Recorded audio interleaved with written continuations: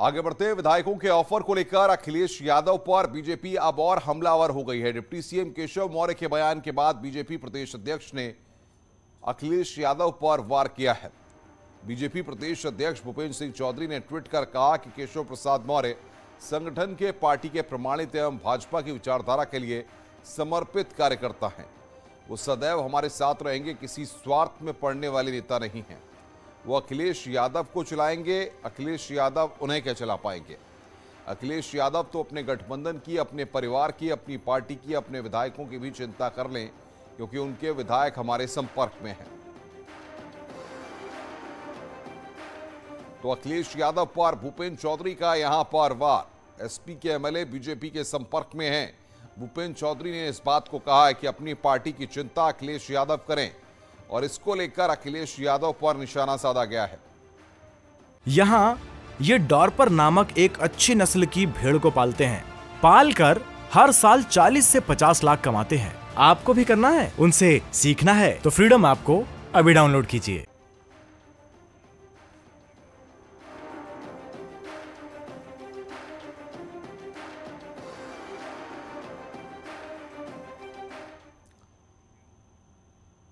वहीं इससे पहले डिप्टी सीएम केशव मौर्य ने कहा कि एसपी के 100 विधायक बीजेपी में आने को तैयार हैं। केशव मौर्य ने यह भी कहा कि बिना पानी की मछली की तरह अखिलेश तड़प रहे हैं।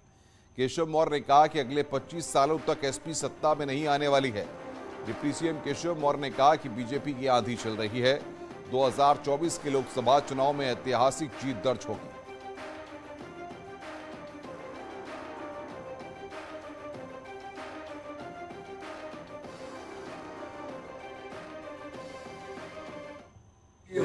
सौ विधायक लेकर आएंगे तो उनको सीएम बना देंगे, इस पर क्या कहेंगे? देखिए, श्री अखिलेश यादव जी पानी से निकलने के बाद मछली को देखते हैं अपना तड़पती है। श्री अखिलेश यादव जी सत्ता के बिना तड़प रहे हैं। समाजवादी पार्टी समाप्तवादी हो गई है, वो समाप्त होने जा रही है। उनके 111 में से 100 विधायक स्वयं छोड़ करके सपा भाजपा की ओर आने के लिए तैयार बैठे हैं। अभी हमें तोड़ने की आवश्यकता नहीं है। हमारी सरकार मजबूती से चल रही है। पहला कार्यकाल चल गया। वो केशव प्रसाद के समर्थक नहीं है, वो भाजपा के विरोधी हैं, वो पिछड़ों के विरोधी हैं। वो इस प्रकार की बातें करके आपसे सवाल करवा करके मीडिया में चर्चा जरूर पा सकते हैं, लेकिन उनकी भावना कैसी है? जब विधानसभा का सत्र चल रहा था और विधानसभा के सत्र के दौरान जब उन्होंने तमाम सारी ऐसी बातें कही जो कड़वी बातें थी, हम लोगों ने धैर्य से सुना था। लेकिन जब मैंने उनके सामने उनके ही तमाम सारे जो विषय रखे गए, जब उनका जवाब देने की बात शुरू किया, तो उनकी जो भाषा थी इतनी निंदनीय थी, इतनी घटिया थी कि किसी राजनीतिक नेता की ऐसी भाषा नहीं होती। वो केशव प्रसाद के हितैषी नहीं है।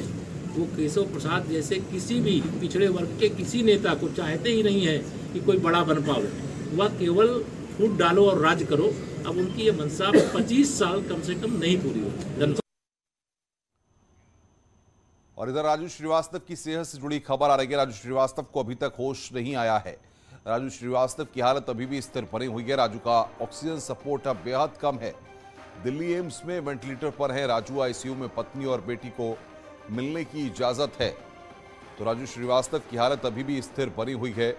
ये यहाँ पर बड़ा अपडेट आ रहा है। एम्स में वेंटिलेटर पर राजू श्रीवास्तव हैं, उनका इलाज वहां पर चल रहा है।